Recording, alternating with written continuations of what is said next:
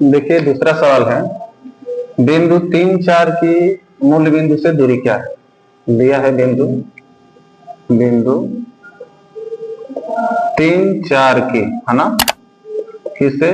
मूल बिंदु से। ध्यान दीजिए, सबसे मस्त लॉजिक बता रहे हैं यहाँ पे, है ना, और सबसे इम्पोर्टेंट सवाल भी है। जब भी मूल बिंदु से दूरी पूछे, अगर कोई पॉइंट दिया है और ये कह रहा है, ये शर्त रखा है कि मूल बिंदु से, दूसरा पॉइंट दिया है मूल बिंदु, तो जब भी मूल बिंदु से किसी भी बिंदु की दूरी पूछे, आपको बिना सूत्र के करना है। क्या करना है?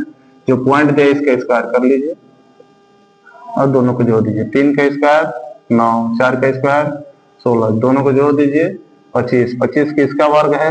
5 का। यही क्या हो गया? 5। एक बार फिर से देखिए, अगर कोई बिंदु दिया है और मूल बिंदु से उसकी दूरी पूछ रही है, तो जो बिंदु दिया है उसी बिंदु का स्क्वायर करेंगे और जोड़ देंगे और उसका वर्गमूल निकाल देंगे। ठीक इसी तरह दूसरा भी दिया है, बिंदु दिया है a cos थीटा और a sin थीटा की मूल बिंदु से दूरी क्या है ना। देखिए यहाँ भी मूल बिंदु के बारे में कह रहा है, मूल बिंदु से, है ना। तो जब भी मूल बिंदु की बात करें, आपको कुछ नहीं करना है, जो पॉइंट दिया इसी का स्क्वायर कर लीजिए, है ना। देखिए हम स्क्वायर कर लिए, फिर इसी का इसका भी स्क्वायर कर लीजिए, हो गया। और दोनों को क्या कर देना है? जोड़ देना है। a का square a square, cos theta का स्क्वायर cos स्क्वायर थीटा होता है, प्लस a का square a square, sin theta का जो होता है sin स्क्वायर थीटा। इन दोनों में कॉमन क्या है? a स्क्वायर है ना। a स्क्वायर निकाल लीजिए, यहाँ पे बच गया cos स्क्वायर थीटा और यहाँ पे बच गया sin स्क्वायर थीटा। इसे हम और अच्छे तरीके से ऐसे लिख सकते हैं, sin square theta plus cos square theta. और एक त्रिकोणमिति का सर्व समीका होती है ना। सर्व समीकाएं 3 होती है, लेकिन उसमें से एक है कि sin square theta plus cos square theta क्या होता है ना। तो देखिए, एक लड़के ने कहा है कि sin square theta plus cos square theta. देखिए कैसे लॉजिक तरीके से लड़के ने कहा है कि काश तुम sin स्क्वायर थीटा होती और मैं cos स्क्वायर थीटा होता, काश तुम sin स्क्वायर थीटा होती, मैं cos स्क्वायर थीटा होता, और दोनों मिलके एक हो जाते।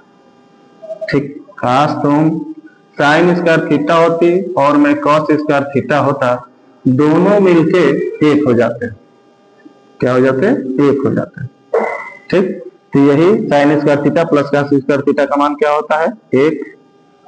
a स्क्वायर से गुणा कर दीजिए, यानी a स्क्वायर, और इसका वर्गमूल निकालिए, a होगा। ठीक, यही आपका आंसर हो गया, कुछ फार्मूला नहीं रखना है। और यहाँ पे देखिए तीसरा सवाल दिया है, चौथा सवाल है कि बिंदु 3, 5, 9, 13 के मध्य बिंदु के निर्देशांक बताइए। बिंदु दे दिया है ना, बिंदु दिया है, कितना कितना दिया है? 3, 5 दिया है और 9, 13 दिया है। ठीक है, मध्य बिंदु का निर्देशांक कुछ रहती है। ये क्या हो गया हमारा? x1 हो गया, ये क्या हो गया? y1 हो गया। ठीक है, ये x2 हो गया और ये y2 हो गया। तो मध्य बिंदु का निर्देशांक x बराबर होता है x1 प्लस x2 बटा में 2। चलिए कीजिए, x1 का मान 3, x2 का मान 9 बटा में 2, 9 3 12, 12 का आधा कितना होगा? 6। y का होता है y1 प्लस y2 बटा में 2, यानी y बराबर y1 का मान जो होता है यहाँ पे 5, y2 का मान है 13। 13 और 5 कितना होगा? 13 5 18, 18 का आधा कितना होगा? 9। यानी जो हमारा मध्य बिंदु का निर्देशांक मिलेगा, क्या मिला?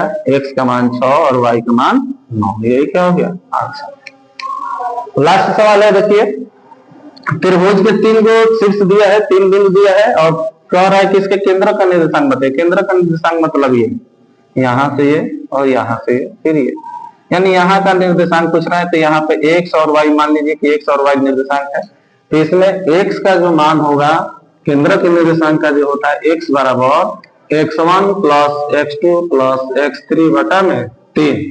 तो x1 का मान है 3, x2 का मान है 2 और x3 का मान है 1। जो पहले होगा वो x का मान हो जाएगा, तो यहाँ पे पहले 3 है, तो x1 का मान 3, x2 का मान 2 और x3 का मान 1, यानी कितना? 3 2 1 बटा 3 है। तो 3 2 5 1 6, 6/3 कट के कितना हो गया 2। ठीक है, 3 2 1 सही है। y बराबर y1 plus y2 plus y3 बटा में 3। अब देखिए x और y1 का मान 5, y2 का मान 6, y3 का मान 4, यानी 5 6 4 बटा में 3, 6 4 10, 10 5 15, 15/3 कट के क्या हो गया 5।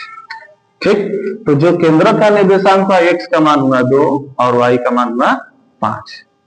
तो पहले वीडियो में जितना हमने सूत्र बताया उस सूत्र पर लगभग सवाल हमने आपके सामने हल भी किया है, समझाया भी है बेहतर से बेहतर तरीके से, है ना। तो अगर हमारा वीडियो अच्छा लगा हो तो हमारे चैनल को सब्सक्राइब कीजिए, लाइक कीजिए और ज्यादा से ज्यादा शेयर कीजिए। धन्यवाद।